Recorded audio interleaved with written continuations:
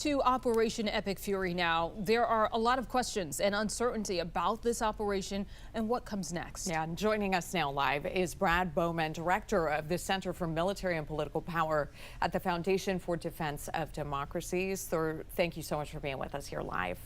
Thank you. And first, President Trump said today the U.S. operation, it could last 4 to 5 weeks, if not longer. What are you anticipating moving forward?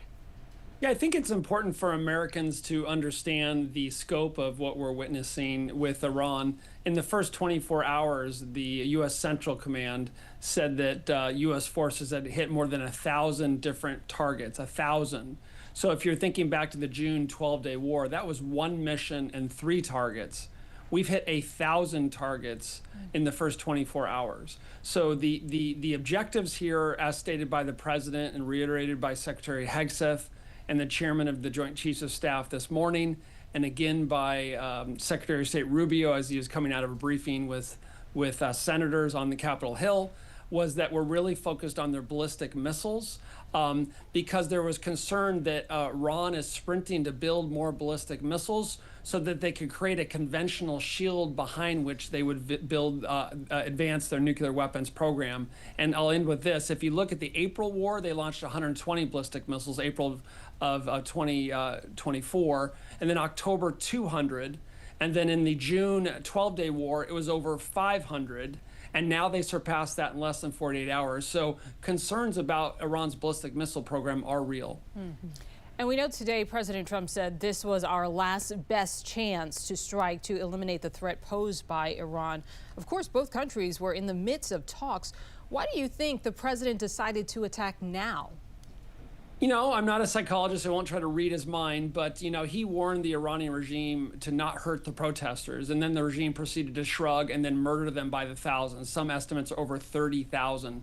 So when the president of the United States speaks like that and is so clearly and explicitly blown off, there's a personal and political interest to act, and there's also a national security act in some way. That doesn't mean everything that follows is wise or prudent.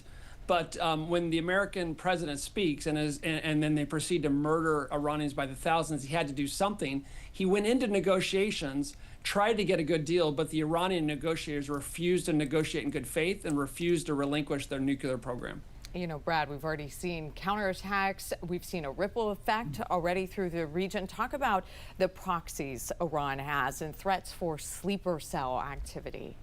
Yeah, Iran, you know, since 1979, when they overthrew the previous Iranian government and took those American hostages, which your older viewers will remember, their specialty has been terrorism. They love to attack others via terror proxies while they could avoid the consequences. Obviously, after the barbaric attacks on Israel on October 7th, those terrorist proxies in the region, many of them have been degraded. But let's be clear, Iran has a global terror network, some of which goes in even into the United States. So as they get weaker, as they get more concerned about their survival, I suspect they will use everything they have at their disposal, and I think Americans should be wary. Do you think at this point the world is safer now that Iran's supreme leader has been taken out? I think I am going to shed a tear over that despot who's responsible for the murder of many, many Iranians and hundreds of Americans.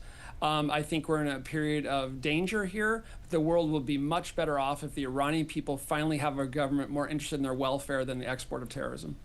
All right, Brad Bowman, director of the Center for Military and Political Power at the Foundation for Defense of Democracies. Thank you so much for joining us with your insight. Thank you.